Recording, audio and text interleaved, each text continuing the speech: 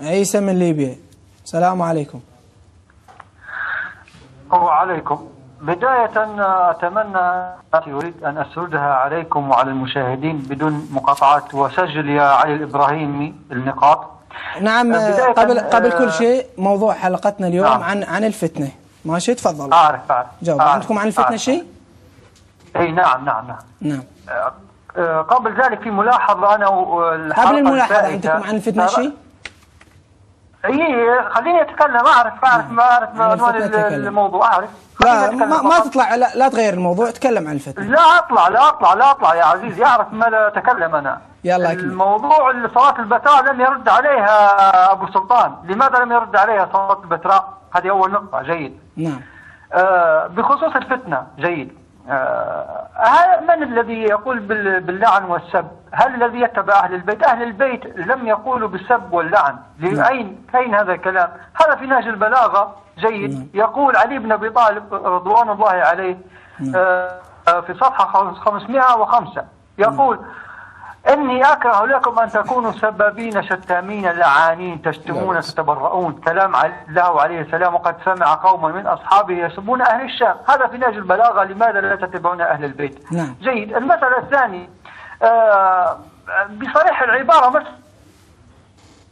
قروها كشف الغطاء في جنة المأوى الصفحة 135 يقول: ولكن قضية ضرب الزهراء ولطم خدها زين مما لا يكاد يتقبله عقل مشاعري. هذا عالمكم الكبير يقول: أنا لا أقتنع بهذه المسألة. مسألة أخرى نهائية. يعطيك مصدر أول مرة. خليني أعطيك المصدر.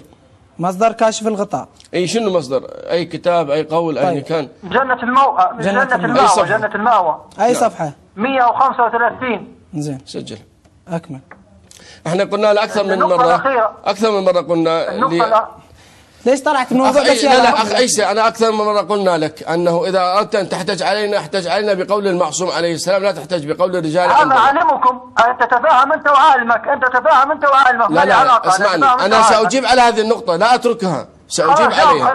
ولكنه هذا السؤال أنا أكثر مرة قلت لك أنه إذا أردت أن تحتج احتج بقول المعصوم علينا. قول المعصوم حجة، أما قول الرجال يؤخذ ويرد. قلنا لكم أنه الصدوق وهو أستاذه. خلينا أكمل أرجوك، خلينا أكمل.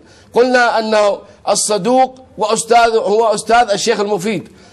قال ما شذ عن قول علمائنا فرد عليه الشيخ المفيد تلميذه.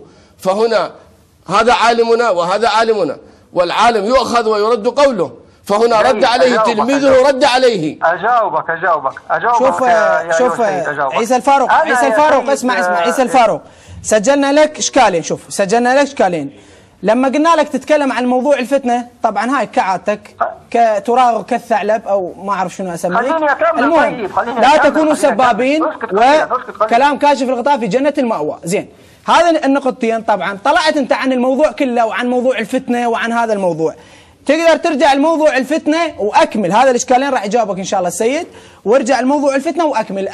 اقل ما تطلع من الموضوع نقطع عليك. يلا اكمل. يا علي خليني اجاوب السيد ممكن؟ لا اسمع. السيد شنو بين لك؟ السيد قال لك هذا العالم، وان كان اي عالم لا تجي لا تلزمنا بقوله، لان العالم يؤخذ ويرد عليه. جاوبنا. اسمع، اطرح اشكالاتك على الموضوع اليوم. حاول تكون بطل، لا تكون فرار، لا تكون مراوغ. والله انت اللي يرحم عليك عيسى الفاروق مو الفاروق. جاوبنا يلا على هذا الموضوع. سيد احمد، تناقشني يا سيد احمد في هذه النقطة ام لا؟ نعم تفضلوا. جيد. سيد احمد، انا اتحدى الشيعة ان يعطوني رواية صحيحة في كسر الضلع من كتبهم صحيحة السند. اتحداك الان طلعت من الموضوع او لا؟ سجل. طلعت من الموضوع او لا؟ طيب لا بأس. ثاني نقطة، مسألة الفتنة. أقول مسألة الفتنة. نعم، ارجع لمسألة الفتنة. من الذي يقول؟ نعم. هنا نحن أهل السنة والجماعة نقول بصدق الصحابة، وأهل البيت يوافقون في ذلك، ومن يقول بعكس ذلك هو الذي يريد الفتنة. هنا في الكافي الجزء الأول. الله أكبر. ارجع للمسألة. شوف عيسى إذا ظل تراوغ ما نعطيك مجال. ارجع للمسألة. احنا موضوعنا شنو؟ موضوعنا احنا لما نتكلم على أبو بكر وعمر يتهموننا البعض أننا نسوي فتنة، صح ولا لا؟ زين، على هذا الموضوع، أما أنك مثلا تأتي بروايات تقطع كقوله لا تكونوا سبابين، محاضرات سماحة الشيخ كثيرة على هذا الموضوع. أصلا هذه رواية بكرية، هذه رواية بكرية، هذه رواية بكرية ليست هذه رواية بكرية، هذه التي في نهج البلاغة. أنت الشريف الرضي، اسمعني عيسى، عيسى أنا لم أقاطعك، تأدب مع السيد، أنا لم أقاطعك، اسمعني حتى أكمل جوابي لك. عيسى، هذه الرواية بكرية، هذه الرواية بكرية أي رواية التي قلت أنه لا تكونوا سبابين، أني أكره لكم أن تكونوا. في نهج البلاغة، هو في نهج البلاغة، سأجيبك، لا تقاطعني، سأكمل لك الجواب إن أردت أن تفهم. إذا أردت أن تقاطع لا أستطيع الاستمرار معك يا عيسى. اسمع من عندي، زاد الله فضلك، اسمعني. أولا هذه الرواية هو جمعها الشريف الرضي، وجمعها بأنها من بلاغات علي عليه السلام، جمع كل ذلك أنها من بلاغة علي عليه السلام، فجمع منها من كتب البكرية، وجمع فيها من كتب الشيعة، كل ما فيه بلاغة لعلي عليه السلام جمعه. فهذه الرواية عندما عدنا إلى مصدرها بكري، البكري روها. وذلك أيضا أعطيني وين عدت، أنا قلت لك أعطيني مجال أجيبك عيسى. ليس من الأدب أن كل ما أقوله أعطيني بالدليل. أنت تتكلم من شاعر. نعم. لا لم أتكلم من شاعر، كل ذلك بدليل. اسمع خليني أكمل قولي. أيضا أنه هذه الرواية لها جواب، أكره وليس أحرم عليكم، فالمكروه جائز فعله.